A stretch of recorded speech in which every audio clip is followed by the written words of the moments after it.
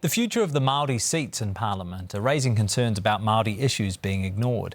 Winston Peters is calling for a referendum on the seats, claiming there's been a steady decrease in the number of voters on the Maori roll in recent years. But as our Maori Affairs correspondent, Aniwa and You, reports, there's actually been a steady increase. Maikura Williams. One of New Zealand's most recognised faces, Tame Iti, calling out names on the Maori roll. Shalene Wiriana. And more are signing up.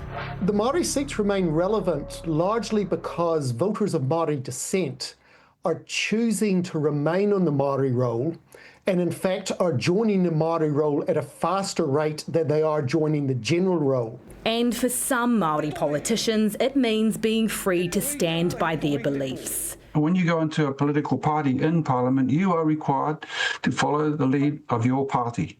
That's the end of it. But Winston Peters wants the Maori seats gone, claiming there's been a steady decrease in the number of voters on the Maori roll in recent years.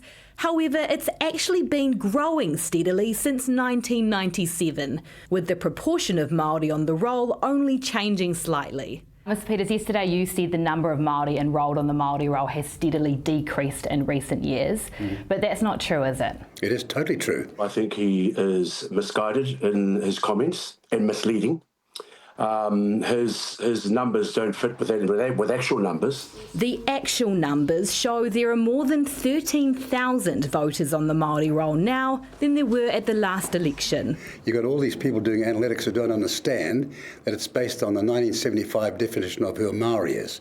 He says that 1975 law change broadened the definition to include anyone who could claim a Maori ancestor. On that basis, less than 30% are on the Maori roll. Not only is it old school, it's dangerous, because what he wants to do is take us back to the 1970s, where blood quantuming determined whether you were Maori enough to be on the Maori roll.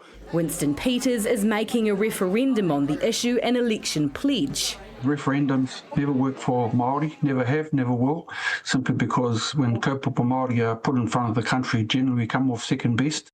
Neho Kupa. Worried the future of this list could end up in the hands of all voters. Te Aniwa and You,